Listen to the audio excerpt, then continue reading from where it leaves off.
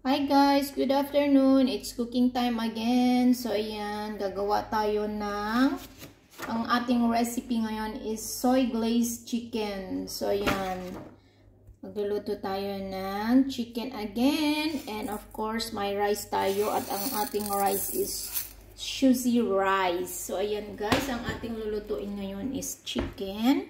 So ayan ang ating itong carrots at saka itong snow peas is gagawin nating salad yan mamaya. So, ayan, let's go. So, ibabash muna natin yung ating chicken. So, kuha tayo ng rolling pin.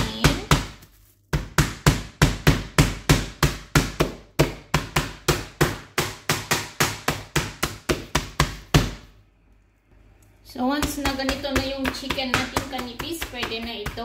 So, ready na. So, i-rinse na natin yung ating rice. Yung ating sushi rice, i-rinse na natin. So, yun guys, ni-rinse ko na yung aking rice. Then, after that, maglalagay tayo ng 300 ml of water. Then, buksan na natin ang ating kalan. Then, maglalagay tayo ng konting salt sa ating rice. Konting salt lang. Then, yan, hayaan lang natin siyang kumulo hanggang sa ma-absorb lahat yung kanyang tubig. So yun guys, yung chicken natin isilalagay na natin sa ating malaking lagayan, at maglalagay tayo ng cornstarch. So yan. So yung cornstarch, magtitira tayo ng 1 teaspoon para sa ating glaze mamaya. Ayan. Tapos, yung iba, ilalagay na natin dito sa ating chicken. Mag-a-add din tayo ng salt, pampalasa. So, i-ano lang natin yan guys. Ikukot lang natin yung ating chicken ng cornstarch. Ayan. Ikot lang natin sila ng maayos. So, yun guys, magpapainit na tayo ng ating mantika. So, yan, naglagay na ako sa aking kawali ng mantika. At once na mainit yan, ilalagay na natin yung ating chicken. So, yun guys, mainit ng ating mantika. Mag-fry na tayo. Ayan. So, kailangan hindi pa masyadong mainit para hindi masunog kaagad yung ating chicken, guys. Yung sakto lang ang init, saka natin ilagay yung ating chicken. Ayan, medium heat lang para hindi siya masunog. So, ipa-fry lang natin ito guys ng around 5 minutes. So, yun guys, habang nagpa-fry tayo, gagawin natin ang ating soy glaze. So, maglalagay tayo ng soy sauce sa ating cornstarch na itinira kanina. At itong ating sweet soy sauce. Soy sauce and sweet soy sauce ang nilagay natin. Then, 50 ml of water. So, yan ang ating magiging glaze. So, mix lang natin yan, guys.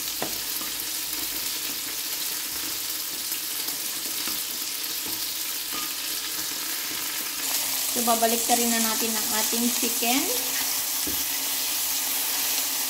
Para hindi siya masunog.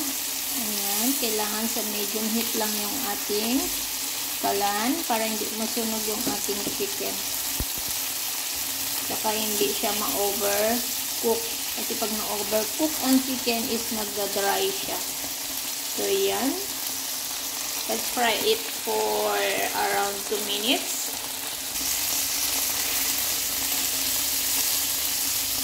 So, lapit nang ma-ready yung ating chicken. Konti na lang. Ayan, another baliktad. Hindi pa siya gaano luto sa kabila. So, yun guys, pwede na ito. So, i-transfer na natin sa ating plate. Ayan, tanggalin muna natin sa ating kawali at lulutuin natin ang kanyang glaze, soy glaze.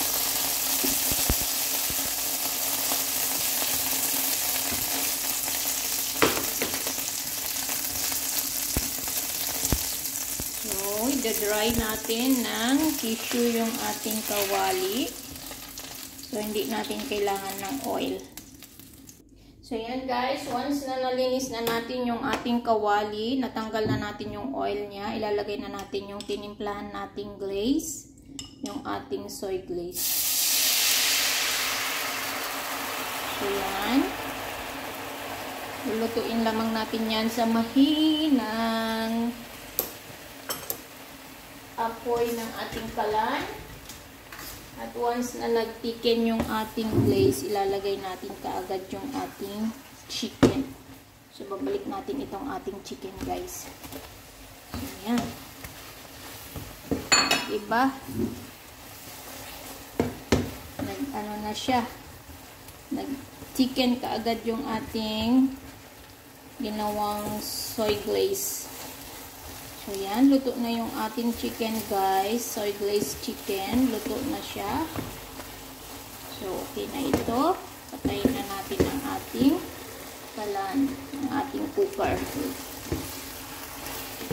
So, nakapatay na yung ating cooker, guys. Niluluto ko na lang siya hanggang sa dumikit yung ating soy glaze sa ating chicken. So, yan. Then, alisin na natin sa cooker para hindi siya ma-overcook. So, i-set aside na natin siya sa gilid. So, yan guys. Thank you for watching.